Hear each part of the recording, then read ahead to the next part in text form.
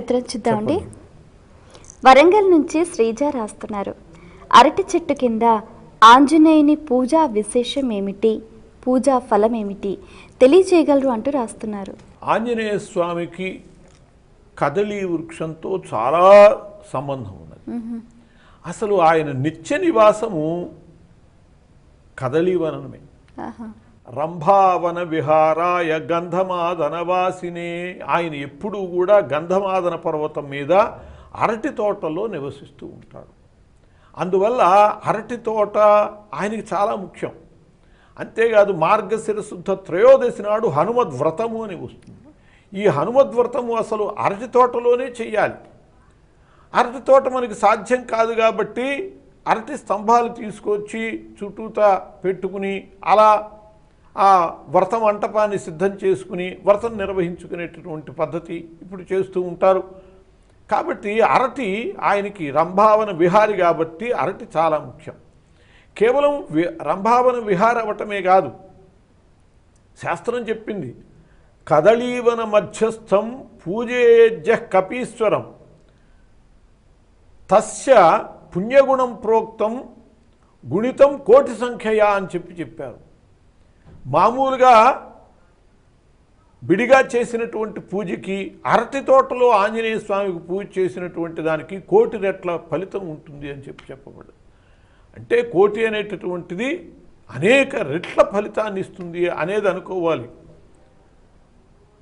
అలా ఒక పారాయణ చేసిన విడిగా మనం చేసుకునే బదులు అరటి తోటలో కూర్చుని కనుక పారాయణ చేసేటట్లయితే ఆంజనేయ స్వామికి ఒకసారి చేస్తే 1000 సార్లు 1,00,000 సార్లు చేసినంతటి ఫలితాన్ని ఇచ్చే పరిస్థితి వస్తుంది. అంటే హనుమాన్ చాలీసా 1,00,000 పారాయణ చేయాలని అనుకుని ఒక మాట వెళ్ళి పారాయణ చేసి 1,00,000 పారాయణ చేశామని చెప్పి ప్రకటించుకోవటం అది కాదు పద్ధతి. మామూలుగా విడిగా చేసిన దానికంటే అరటి తోటలో చేసేటటువంటి దానికి అంత విశేషమైనటువంటి ఫలితం వస్తుంది అని శాస్త్రం చెబుతోంది. అరటికి సంబంధించినటువంటి సమస్తము స్వామికి ఇష్టమే.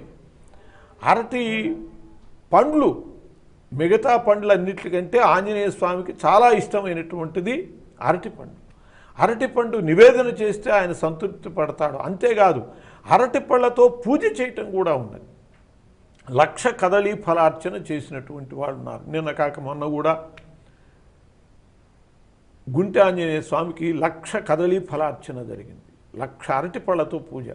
మామూలుగా పుష్పాలతో పూజ చేస్తాం, ఆంజనేయ స్వామికి పళ్ళతో కూడా అరటి పళ్ళతో పూజ చేయటం కూడా ఆయనకి చాలా ఇష్టమే.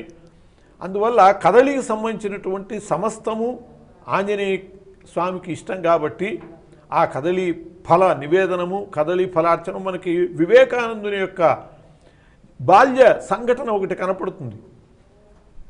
ఆయన 7-8 ఏళ్ల పిల్లవాడు బడి నుంచి వస్తున్నాడు. ఎవరో పురాణం చెబుతూ ఆంజనేయ స్వామి అరటి తోటలో ఉంటాడు అని చెప్పారట. వెళ్ళిపోయాడు నరేంద్రుడు. చిన్నపిల్లవాడు, ఉత్సాహం చిన్నప్పటి నుంచి. ఊరి బయట అరటి తోటలోకి వెళ్ళి అక్కడ కూర్చున్నాడు. రాత్రి 9 ఇంటికి వచ్చాడు. తల్లి భువనేశ్వరి మాత అడిగింది, ఎరా నాయన ఇంతసేపు ఎక్కడికి వెళ్ళావు, ఇంటికి రాలేదని. ఏమి లేదమ్మా, పురాణ శాస్త్రులు గారు చెప్పారు ఆంజనేయ స్వామి అరటి తోటలో ఉంటాడని, అందుకోసమని అక్కడికి వెళ్ళాను. ఆమె బిడ్డను ఎలా తయారు చేయాలో, బిడ్డలకి ఎలా సమాధానం చెప్పాలో, ఈ కాలం వాళ్ళమైతే పురాణం శాస్త్రులు చెప్పిన మాట విని పరిగెత్తటం ఏమిట్రా, వాళ్ళు చెప్పేటటువంటి నమ్మటం ఏమిటి అని వాళ్ళకి విశ్వాసం మీద దెబ్బతీస్తారు. కానీ ఆ తల్లి అలా చెప్పలేదు. నాయన ఆంజనేయ స్వామి ఎప్పుడూ రామకార్యంలో ఉంటాడు, అందువల్ల మనం సెట్టించుకుని అట్లా కూర్చోకూడదు, ఎప్పుడూ ఆయన దర్శనం ఇస్తాడు, ఎప్పుడూ అరటి తోటలోకి వస్తాడు అని ఆమె చక్కగా నచ్చ చెప్పింది బిడ్డకి. అలా ఆంజనేయ స్వామికి కదళీ వనానికి చాలా సంబంధం ఉన్నది కాబట్టి, రంభావన విహారి కాబట్టి భీమసేనుకు కూడా రంభావనంలోనే కదళీవనంలోనే దర్శనమిచ్చాడు ఆంజనేయ స్వామి. ఆంజనేయ స్వామికి అరటి తోటలో పూజ చేయటం, అరటి తోటలో పారాయణ చేయటం, అరటి తోటలో ఆయనకు సంబంధించినటువంటి ధ్యానము చేయటం కూడా ఇష్టము, వ్రతం చేయటము ఇష్టము. అలా ఆంజనేయ స్వామి తృప్తిపరచడానికి కదళీవనంలో చేయటం తగినటువంటి విధానం. చాలా